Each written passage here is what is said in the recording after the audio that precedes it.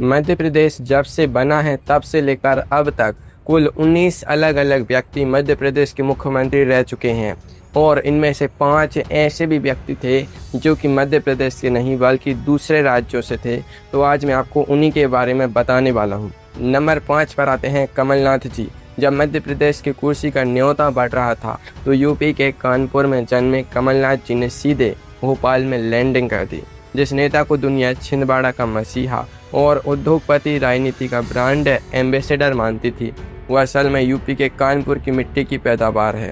अब आप सोचेंगे कि कानपुर के ठग्गू से के लड्डू और भोपाल का वल्लभ भवन आपस में कैसे जुड़ गए।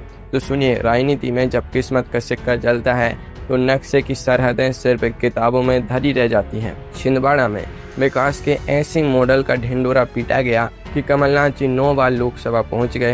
हाथ तो तब हो गई जब उन्हें इंदिरा गांधी जी का तीसरा बेटा तक कहा जाने लगा, लेकिन मध्य प्रदेश के सिंहासन का स्वाद चखने के लिए उन्हें 2018 तक का लंबा इंतजार करना पड़ा।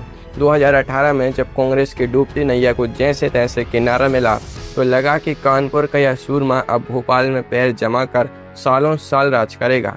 लेकिन राजनीति के शतरंज पर मोहरे जितनी तेजी से आगे बढ़ते हैं, राजा उतनी ही तेजी से पिटता भी है। सिर्फ 15 महीने की सरकार और फिर वही हुआ जिसकी उम्मीद में बीजेपी पल के बिछाए बैठी थी। सरकार ऐसे धड़ाम से गिरी जैसे बिना नींव का मकान ताश के पत्तों की तरह बिखाया जाता है। महाराज ज्योतिरादित्य सिंधिया जी ने ऐसी गुगली फेंकी कि कमलनाथ जी के सारे दांव पेंच धरे के धरे रह गए। बेंगलुरु के रिजॉर्ट में विधायक मौज मारते रहे और यहाँ कमलनाथ जी इस्तीफे का कागज तैयार करते रहे। आस्तीन का सांप कब टसले इसका अंदाजा शायद इस कॉरपोरेट नेता को भी नहीं था। बहती गंगा में हाथ धोने का सपना देखने वाली कांग्रेस देखते ही रह गई और कमलनाथ जी को वल्लभ भवन का दरवाजा बाहर से देखना पड़ा। अब इसे किस्मत का फेर कहें या राजनीति का दांव, यूपी से आकर एमपी का सरदार बनना आसान नहीं था, पर कमलनाथ जी ने साबित कर दिया कि जहां चाह वहां राह। भले ही वो राह 15 महीने बाद सीधे विपक्ष के गलियारे में जाकर खत्म हुई, लेकिन रुकिए, कहानी का असली सस्पेंस तो अभी शुरू हुआ है, क्योंकि आगे एक ऐसा नेता आने वाला है जिसने कुर्सी बचाने के लिए ऐसे ऐसे पैंतरे दिखाए कि पूरा देश देखता रह गया। नंबर 4 पर आते हैं बाबूलाल गौर जी। उत्तर प्रदेश के प्रतापगढ़ में जन्मे और भोपाल को अपनी कर्म भूमि बनाने वाले बाबूलाल गौर जी की राजनीति के एक बहुत बड़े मजे हुए खिलाड़ी थे, जिन्हें बुलडोजर मंत्री ऐसे ही नहीं कहा जाता था। अब प्रतापगढ़ के आदमी में मिर्च और तेवर दोनों कूट कूट कर भरे होते हैं और गौर जी ने यह बात मध्य प्रदेश की विधानसभा में साबित करके दिखाई। शुरुआत कपड़ा मिल के एक मामूली मजदूर से हुई थी, लेकिन देखते ही देखते वो मजदूर संघ से निकलकर भोपाल के गोविंदपुरा सीट के बेताज बादशाह बन गए। लगातार 10 बार विधायक का चुनाव जीतना कोई बच्चों का खेल नहीं है। विरोधी आते गए, हारते गए और गौर जी की सीट अंगद का पांव बनी रही। 2004 में जब उमा भारती जी हुबली तिरंगा कांड में अपनी कुर्सी उनको गंवानी पड़ी तो बीजेपी आलाकमान को एक ऐसे सीधे साधे चेहरे की तलाश थी जो सिर्फ गद्दी घर में रखे। किस्मत की लॉटरी खुली और बाबूलाल गौर जी रातों रात मध्य प्रदेश के मुख्यमंत्री की कुर्सी पर विराजमान हो गए।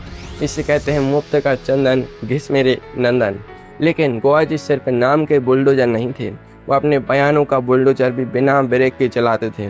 विदेश दौरों में इतने शौकीन थे कि रूस की यात्रा पर गए तो वहाँ के हुस्न और शराब की तारीफों के ऐसे कसीदे करे कि भोपाल में बीजेपी दफ्तर का पारा 45 डिग्री पहुँच गया। अपनी ही सरकार और अपनी ही पार्टी को अपने चटपटे बयानों से संकट में डालना उनकी पुरानी आदत थी। हंसते हंसते विरोधियों को पछाड़ना और अपनी ही पार्टी के नेताओं की नाकों में दम करना गौर जी का स्टाइल था। हालांकि उनका यह मुख्यमंत्री वाला सुख सिर्फ 1 साल और 3 महीने ही टिक सका, क्योंकि पीछे से शिवराज सिंह चौहान जी की एंट्री का काउंटडाउन शुरू हो चुका था। गौर जी को कुर्सी छोड़नी पड़ी, पर उन्होंने साबित कर दिया कि प्रतापगढ़ का एक आम लड़का बिना किसी गॉडफादर के मध्य प्रदेश की सत्ता के शिखर को छू सकता है। लेकिन जरा रुकिए, क्या कोई ऐसा भी नेता हो सकता है जो राजस्थान के रेगिस्तान से निकल कर आए और मध्य प्रदेश में 2 बार मुख्यमंत्री पद का स्वाद चख ले? तो नंबर 3 पर आते हैं मोतीलाल वोरा जी। राजस्थान के नागौर जिले की रेतीली मिट्टी में जन्मे मोतीलाल वोरा जी को अगर राजनीति का सबका मित्र और 24 घंटे का सिपाही कहा जाए तो बिल्कुल गलत नहीं होगा। एक ज़माना था जब वो छत्तीसगढ़ के दुर्ग में दैनिक अखबारों की पत्रकारिता करते थे, लेकिन फिर राजनीति की ऐसी चसक लगी कि कलम फेंक कर सीधे सत्ता की मर्सिडीज में सवार हो गए। अब राजस्थान से अगर मध्य प्रदेश की राजनीति की धुरी बन जाना कोई मामूली बात तो थी नहीं। बोराजी अर्जुन सिंह जी की छत्र छाया में पलकर बड़े हुए थे। जब अर्जुन सिंह जी को पंजाब का राज्यपाल बनाकर भोपाल से रवाना किया गया, उन्होंने अपनी कुर्सी अपने सबसे वफादार साथी मोतीलाल बोराजी की गोद में रख दी। 1985 में पहली बार और फिर 1989 में दूसरी बार वो मध्य प्रदेश के मुख्यमंत्री बने। बोराजी की सबसे बड़ी खासियत यह थी कि वो आला कमान के इतने पक्के भक्त थे कि अगर दिल्ली से हुक्म आ जाए कि रात को दिन कहना है तो वो सूरज उगने का इंतजार भी नहीं करते थे। राजनीति में से कहते हैं गुरु गोड़ ही रहा और चेला शक्कर हो गया। काम करने की रफ्तार ऐसी थी कि रात के 3 बजे भी फाइलें निपटा रहे होते थे और सुबह 6 बजे कार्यकर्ताओं से घिरे मिलते थे। विरोधी साजिश से रचते रह जाते थे और बोराजी अपनी उस मशहूर मीठी मुस्कान के साथ सबका काम निपटा कर निकल जाते थे। बाद में जब मध्य प्रदेश से मन भर गया तो उत्तर प्रदेश के राज्यपाल बनकर लखनऊ चले गए और दशकों तक पूरी कांग्रेस पार्टी की तिजोरी की चाबी अपनी यानी ट्रेजरर का पद अपने पास रखा। यानी पार्टी का पैसा कहाँ से आएगा और कहाँ पानी की तरह बहेगा, इसका पूरा रिमोट कंट्रोल बोराजी की ही जेब में था। बिना किसी गुटबाजी के, बिना किसी विवाद के, शांत पानी की तरह बहते हुए उन्होंने सत्ता के सारे सुख भोगे। लेकिन क्या आपको पता है कि राजस्थान से ही एक ऐसा धाकड़ नेता भी आया था जिसकी एंट्री होते ही चंबल के डकैत तक अपनी बंदूक फेंक कर आत्मसमर्पण करने लग गए थे। अब नंबर 2 पर आते हैं दोस्तों, प्रकाश चंद्र सेठी जी। राजस्थान के झालरापाटन में जन्मे प्रकाश चंद्र सेठी जी मध्य प्रदेश की राजनीति के वो एंग्री यंग मैन थे जिनके किस्से सुनकर आज के नेता भी अपने कान पकड़ लेते हैं। 1972 से लेकर 1975 तक मध्य प्रदेश के मुख्यमंत्री रहे सेठी जी इंदिरा गांधी जी के सबसे वफादार और भरोसेमंद ढाल माने जाते थे। अब राजस्थान की सीमा पार करके मध्य प्रदेश का सिरमौर बनना ही अपने आप में बड़ी बात थी। ऊपर से उनका मिजाज ऐसा था कि आ बैल मुझे मार वाली कहावत भी उनके सामने घुटने टेकते। चंबल के बीहड़ों में जब मोहर से और माधो से जैसे दुर्दांत डाकुओं का आतंक से चढ़कर बोल रहा था, तब सेठी जी ने बिना डरे ऐसा मास्टर स्ट्रोक खेला कि 500 से ज़्यादा डकैतों ने एक साथ घुटने टेक दिए। लेकिन सेठी जी का गुस्सा और उनका अड़ियल रवैया पूरी राजनीति में महसूस था। कहते हैं कि वो ऑन द स्पॉट फैसले लेते थे जिससे राज्य की अफसरशाही के पसीने छूट जाते थे। अगर कोई अधिकारी काम में ढिलाई बरतता तो सेठी जी भरे मंच से उसकी क्लास लगा देते थे। एक बार तो खुद बस चलाकर दफ्तर पहुंच गए थे। ऐसा सनकी और कड़क अंदाज किसी और मुख्यमंत्री में देखने को नहीं मिला। राजनीति की बिसात पर वो ऐसे मोहरे थे जो सीधे राजा पर वार करते थे। मध्य प्रदेश की गद्दी से हटने के बाद वो केंद्र सरकार में देश के गृह मंत्री और रेल मंत्री जैसे भारी भरकम पदों पर भी रहे। यानी पावर का असली इस्तेमाल कैसे किया जाता है यह प्रकाश चंद्र सेठी जी ने पूरी दुनिया को सिखाया। सीधे मुँह बात न करना और जो ठान लिया उसे साम दाम दंड भेद से पूरा करना, यही उनका राजनीतिक ट्रेडमार्क था। लेकिन दोस्तों, अब जिस नंबर 1 नेता की हम बात करने वाले हैं उन्हें तो मध्य प्रदेश की राजनीति का असली चाणक्य कहा जाता था, जिनकी एक उंगली के इशारे पर सरकारें बनती और रातों रात गिर जाती थी। नंबर 1 पर आते हैं द्वारका प्रसाद मिश्र जी। उत्तर प्रदेश के उन्नाव की क्रांतिकारी धरती पर जन्मे पंडित द्वारका प्रसाद मिश्र जी मध्य प्रदेश की राजनीति के वो पितामह थे जिनके नाम मात्र से ही विरोधी खेमे में सन्नाटा पसर जाता था।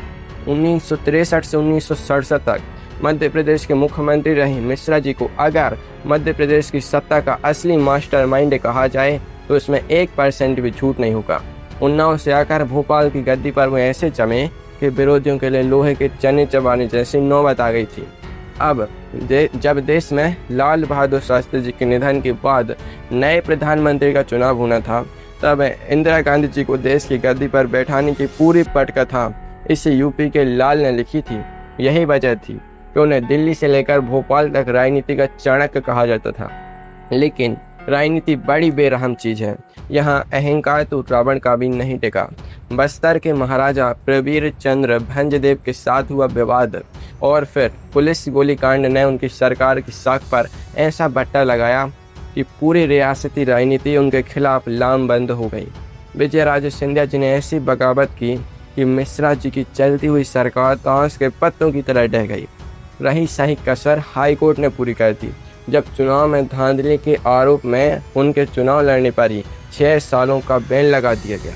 एक झटके में राजनीति का यह चाणक्य सत्ता के केंद्र से बाहर हो गया। लेकिन उनका असर ऐसा था कि पर्दे के पीछे रहकर भी वो सरकारों की डोर हिलाते रहे। उनके बेटे ब्रजेश मिश्रा जी आगे चलकर देश के पहले राष्ट्रीय सुरक्षा सलाहकार यानी NSA बने, जिससे साबित होता है कि सत्ता की नस नस पहचानना इस परिवार के खून में ही शामिल था। द्वारका प्रसाद मिश्रा जी ने यह साबित कर दिया कि नेता जन्म से नहीं बल्कि अपने लोहे जैसी इच्छा शक्ति और कुटिल कूटनीति से बनता है। यूपी का यह सूरमा मध्य प्रदेश के इतिहास में अपना नाम हमेशा के लिए दर्ज करा गया।